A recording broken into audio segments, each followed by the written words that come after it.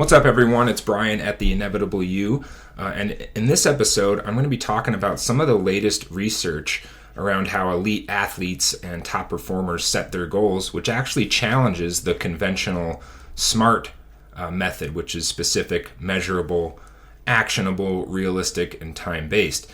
This new research says that creating specific goals can actually create more challenges for most people, and that there's a more effective way to set goals called open goals, which makes the experience more enjoyable for pursuing the goal and create more motivation. So I'm going to talk about my take on this new research, why it may not be totally accurate for the majority of people, why this new format or new alternative of open goals can be more problematic, and I'll give you some tools for our solution and how you can make this an effective strategy for you, and make the case around why SMART goals are still an effective method. So you can always join our Facebook group. It's open. Search on Facebook the Inevitable Community, request to join.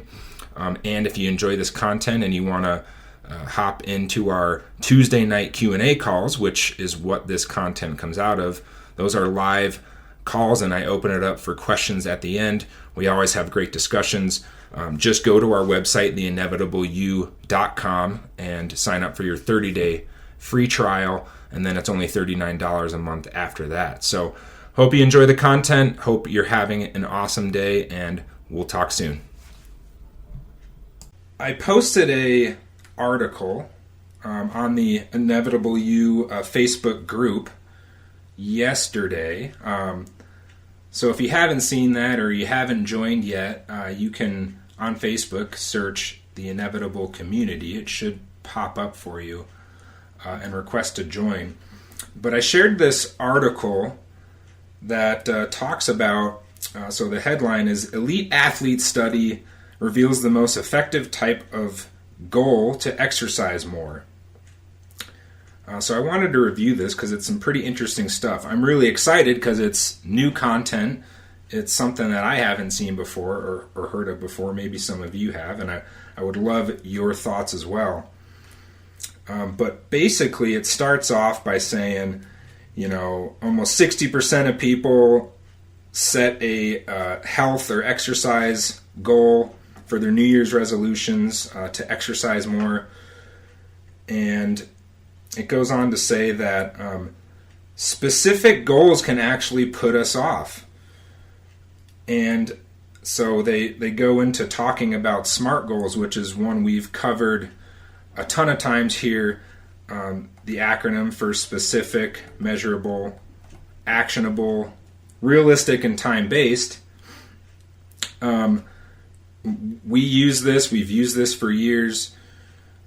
Putting goals into a specific format, so setting things like walk 10,000 steps per day, specific, you can measure it, it's actionable, and per day is a time component. And what they're talking about here is that it actually, they're finding that this is very challenging for many folks, and this SMART format, it's a typical goal-setting theory from the 90s, and now this theory has evolved. And so I highlighted some of the main important pieces here.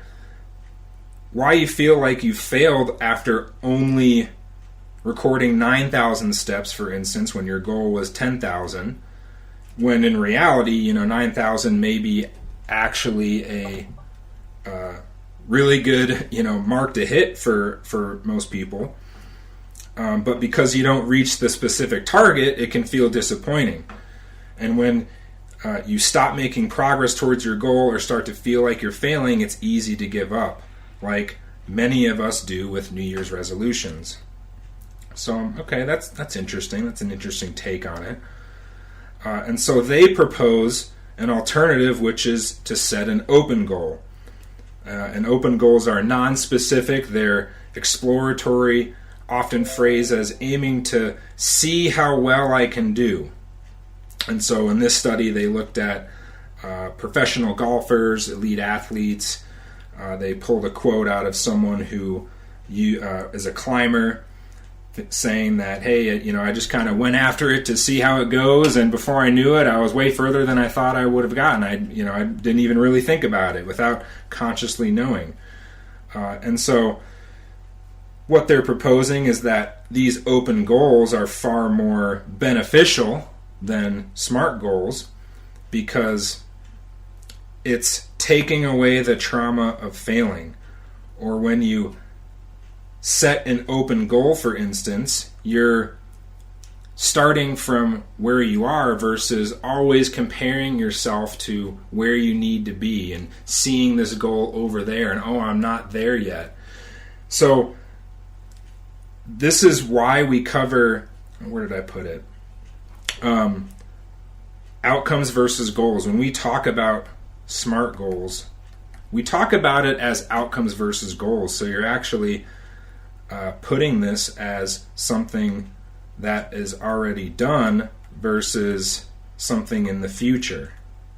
So that's a very important distinction in talking about SMART goals within the Inevitable You system. So I already agree with the approach that they're talking about here, and I still have some challenges with this, which we'll talk about here in a moment. And this is another reason why the I Have a Dream speech is so impactful and allows you to take a goal and create a I Have a Dream speech around it and make it something that's right here, right now, not something that's so far in the future, something that is your picturing has already done. And you're becoming that person. You're doing it with passion. You're doing it with excitement. It's not this energy or emotion of, oh, I'm not there yet. Oh, I haven't accomplished it yet. Oh, I'm failing. I'm not making progress. This is very hard. I have a nightmare kind of energy.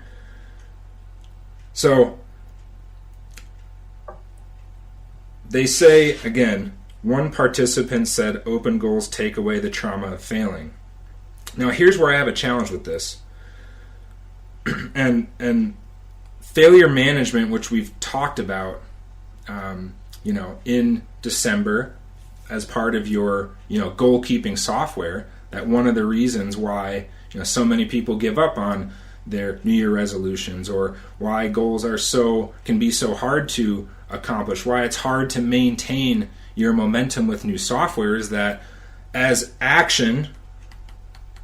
new actions are being taken, failure is also rising. And if you do not have tools in place or the software installed for proper failure management, this is one of these common barriers. This is what hangs people up. Because failure can be traumatic, or failure is looked at as bad, failure is tough to deal with, failure means, I'm a failure, there's something wrong with me. Whatever your equations are around failure in general are the problem. The problem isn't SMART goals. The problem lies in the software. So we have tools for this, whether it's Eleanor Roosevelt. Failure is not the opposite of success, it's integral to. And the greater success that you want, the more failure and greater failure is required in order to get there.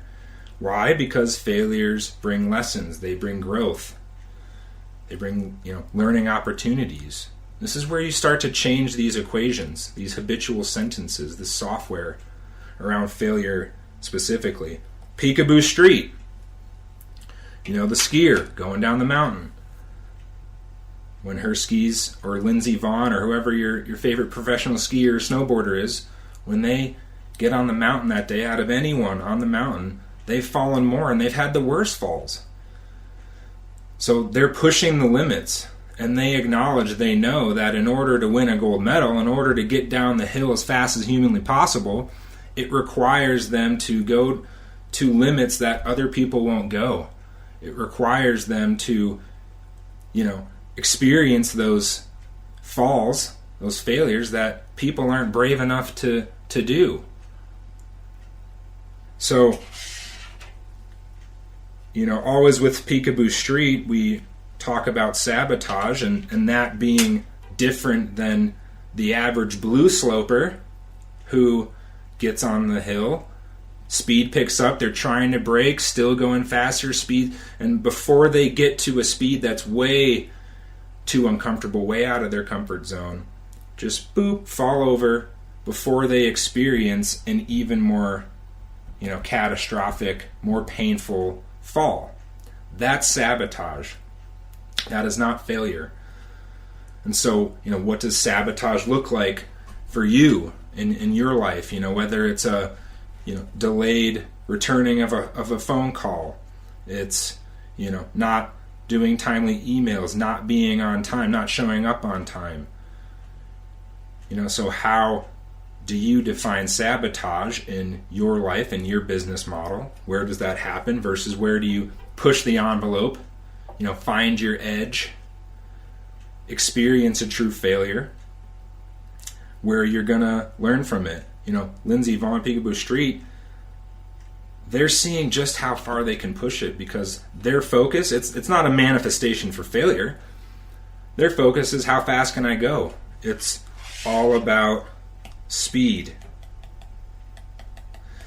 So now going back into this realm of open goals, how fast can I get down this hill? That's where I see this being very valuable. But one of my challenge with this article specifically is that they're making it about the SMART goals is at fault. Maybe a piece of it. It's more about the software that's running. Because what I'll also tell you is that, if this works for elite athletes, okay, awesome, I'll take that, and I'll take it with a grain of salt. Because even elite athletes are running their own softwares, and we don't, there's more complexities to this than we know, and what this article is talking about. And I believe you still must have a target. You still have to have a manifestation, an intention of what you're trying to create, what you're doing, where you're going. A benchmark. Call it greatest version of you, or, where I've found this approach helpful is after I've, set a SMART goal, set something that I want to do. Now it's, okay, what are my daily actions? Now when I break this down and I really get granular with the SMART aspects, specifically what can I do and by when, now it's like, okay, today, how many phone calls can I make? Today, how many emails can I get out today? To challenge yourself to continue, to do the best that you possibly can that day. That's where I see a lot of value in this kind of approach. So I found it very interesting. It's, again, something that I haven't really come across before. I've thought about it. I didn't know that it had a name as, open goals.